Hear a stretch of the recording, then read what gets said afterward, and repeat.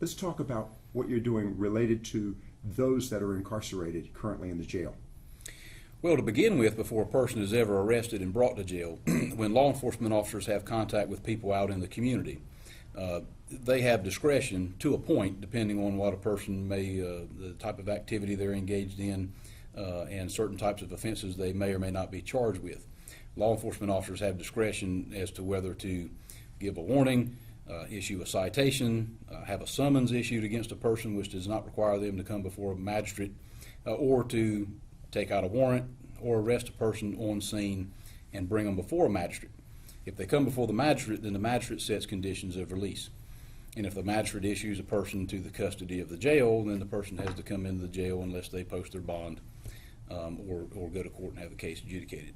So there is a lot of discretion available for law enforcement officers and the magistrates before a person is ever committed to the jail.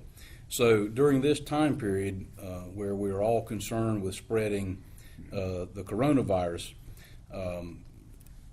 we're all hopeful that folks will exercise discretion. Not everyone who is charged with a crime has to come to the county jail, and that it's like that all the time. But more especially right now with this pandemic that we're dealing with all across our state and our county and our nation.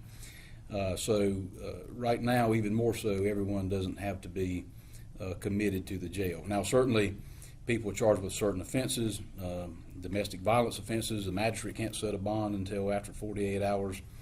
So if somebody comes in on the weekend, they can't have a bond set until the judge is here Monday morning, or if there's a judge here the next day if someone is arrested during the week. There's certain types of offenses that do require an arrest if an officer has probable cause to believe that an offense has occurred, including domestic violence offenses. If someone is charged with serious crimes, they're a public safety issue, then certainly those folks I would expect those folks would continue to be brought before the magistrate, and many of those folks would most likely receive bonds. And then we'll deal with them just like we do normally throughout the course, and working with the courts to see who qualifies for a bond. If they have to await their trial or case adjudication in jail, then that's the way it'll be, just like any other day. Are you maintaining a sort of a degree of coverage of those folks that have been incarcerated? Because obviously you don't know whether or not they might be infected. Well, that's correct. There are people, certainly people will contract the virus, and, right. and it takes a time before they show any symptoms. But as folks, if anyone comes into our jail and committed to our custody, we have a screening process. Every day with regular business, we have a screening process anyway for behavioral, substance use issues, and medical screening.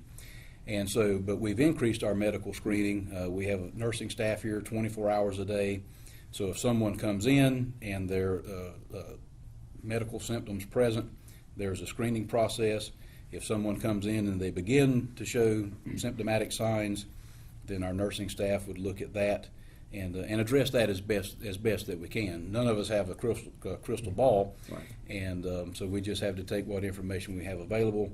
And if someone were to come in and be symptomatic, then we would do what we could to isolate that individual from anyone else.